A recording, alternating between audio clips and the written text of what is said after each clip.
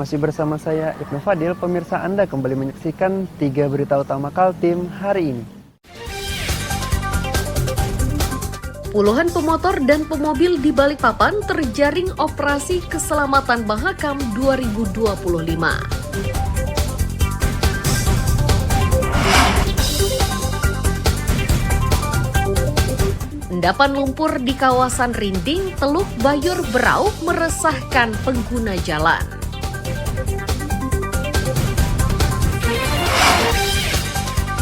Lingkungan ibu kota negara digegerkan oleh pemeliharaan angsa.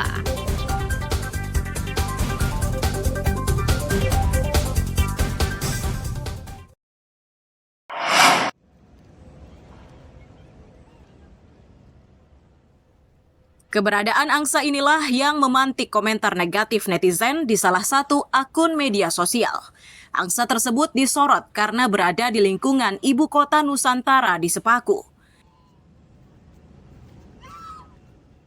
Kepala Otorita IKN menyatakan, angsa tersebut ditempatkan di beberapa kawasan seperti Embung Muhammad Basuki Hadi Mulyono atau MBH dan Plaza Seremoni. Tujuan dari pemeliharaan angsa dipandang sesuai dengan konsepnya, yakni menjadikan IKN sebagai kota hutan berkelanjutan atau Sustainable Forest City yang dipenuhi pepohonan, hewan, dan manusia yang hidup berdampingan.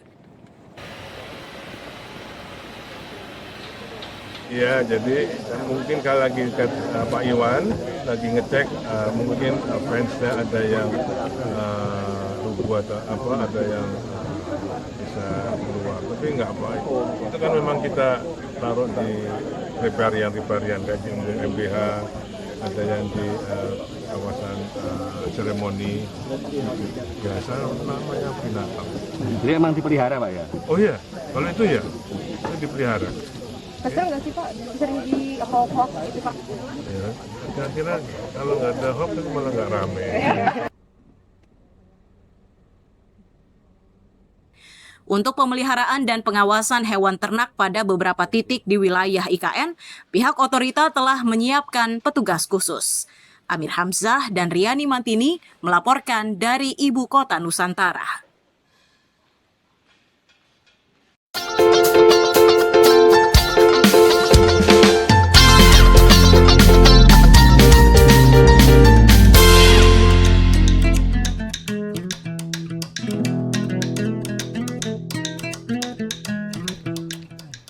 Hutan mangrove di Teluk Balikpapan yang luasnya 150 hektar ini merupakan bagian dari Mangrove Center Geraha Indah.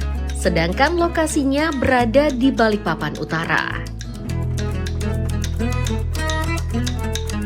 Hutan mangrove tersebut kini banyak dikunjungi pelancong dari berbagai daerah.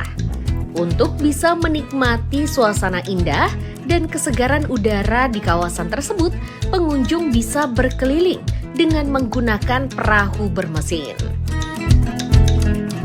Pelopor berdirinya hutan mangrove mengaku sudah mengelola kawasan ini sejak tahun 2001. Tujuan awalnya adalah untuk memperbaiki area pesisir. Bahkan, kawasan tersebut kini telah menjadi tempat berkembang biaknya satwa endemik Kalimantan berupa bekantan.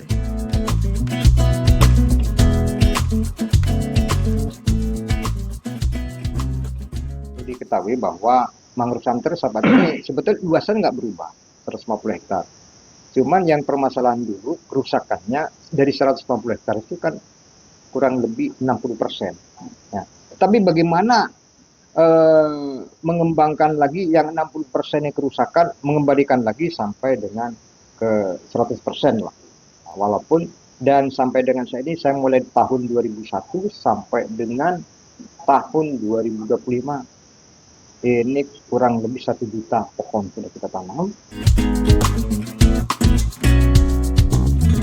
Di antara pengunjung hutan mangrove mengaku sangat menyukai tempat ini karena selain hawanya segar, mereka bisa juga mendapatkan informasi tentang jenis dan tanaman di hutan mangrove tersebut.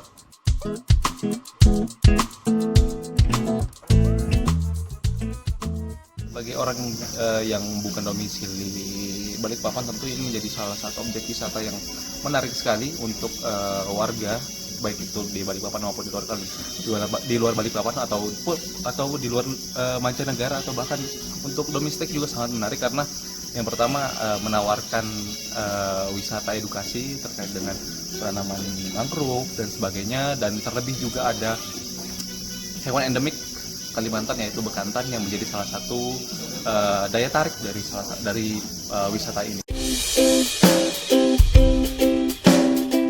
Di hutan mangrove ini terdapat 25 jenis mangrove yang dikembangkan. Sementara penanamannya sudah mencapai 1 juta pohon mangrove. Amir Hamzah dan Riani Mantini melaporkan dari Balikpapan.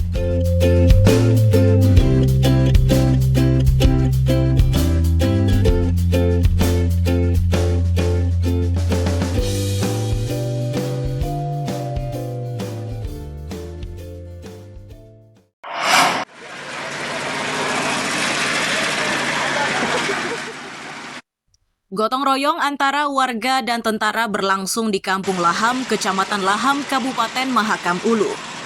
Gotong royong tersebut merupakan bagian dari pelaksanaan TNI Manunggal Membangun Desa atau TMMD ke-123. Kegiatan kali ini terasa berbeda karena lokasinya berada di wilayah perbatasan Indonesia-Malaysia. Komandan Kodim 0912 Kutai Barat menyatakan sasaran TMMD meliputi kegiatan fisik dan non-fisik. Kegiatan fisik yang dikerjakan mulai dari semenisasi jalan, pembangunan rumah layak huni dan MCK. Sedangkan sasaran non-fisik berupa sosialisasi wawasan kebangsaan, perekrutan TNI, bahaya narkoba, dan beberapa program tambahan lainnya. Pekerjaan di sini sasaran utamanya semenisasi 700 meter, kemudian MCK, RTLH, dan sasaran-sasaran yang lain seperti non-fisik, wasbang, terus perekrutan TNI, seperti itu. Kemudian Pak, dengan ada program ini Pak, ini dikerjakan oleh TNI sendiri atau dibantu masyarakat Pak? Ini kolaborasi dengan masyarakat. Kita kolaborasi, jadi kita saling membantu. Yang tujuannya penunggalan TNI dengan rakyat. Ada tadi air bersih, programnya Pak Kasat, terus ketahanan pangan, penanaman pohon. Bagi warga di perbatasan, TMMD merupakan program yang ditunggu. Dari kegiatan tersebut, maka sarana dan prasarana menjadi lebih baik.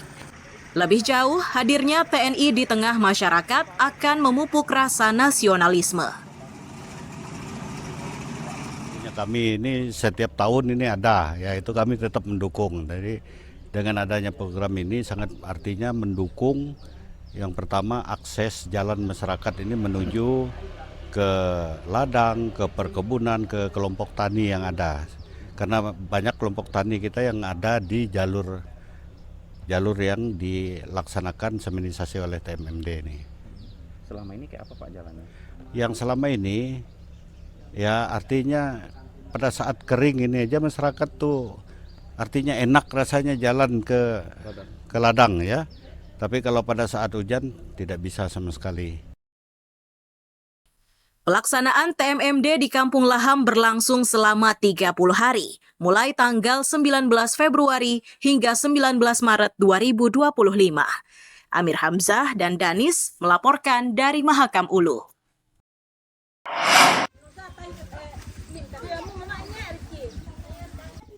Kelompok wanita tani Kampung Laham telah menyiapkan beragam bibit buah yang akan dibagikan kepada warga di Kecamatan Laham, Kabupaten Mahakam Ulu. Nantinya bibit tanaman tersebut dibagikan kepada 2 kelompok tani, yakni kelompok Dulo Daruk dan kelompok Ledung Maring.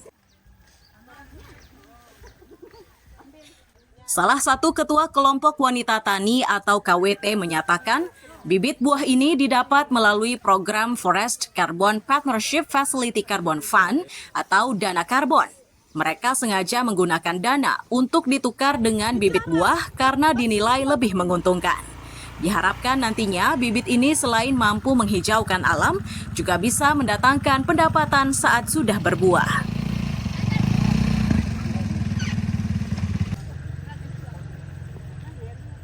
ada durian, rambutan, mangga, jeruk, alpukat. Ada 5 jenis bibit. Ya, dengan adanya buah-buahan yang ditanam ini, ya mudah-mudahan kita tidak lagi susah dengan penghasilan buah yang kita harus beli gitu. Jadi setelah kita buat penanaman seperti ini, mungkin ya kita lebih ya baiklah. Jadi tidak sibuk, tidak susah lagi cari buah. Karena ini yang mempertanggungjawabkannya 2 kelompok, ya jadi hanya 2 kelompok saja yang dimasukkan di situ, yang bertanggung jawab di situ.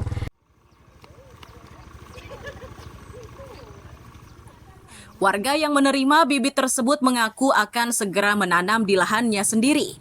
Mereka pun berharap bibit ini mampu menghasilkan buah yang baik dan memiliki nilai jual yang tinggi. Ya, ditanam khusus buat kebun tempatnya. Memang khusus ada kebun tempatnya. Ya, semoga menghasilkan buah yang bagus. Total terdapat 440 bibit pohon yang dibagikan kepada anggota kelompok wanita tani atau KWT. Dari jumlah tersebut terdapat bibit rambutan, mangga, alpukat, jeruk, dan durian. Amir Hamzah dan Danis melaporkan dari Mahakam Ulu.